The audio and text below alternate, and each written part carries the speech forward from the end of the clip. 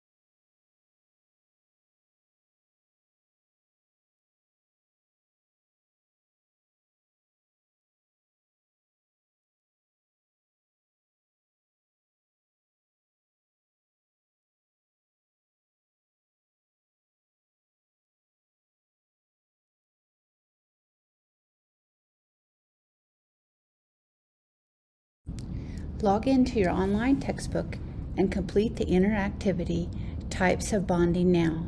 Make sure to check your guided notes to see if there's any place for you to answer some questions about the interactivity.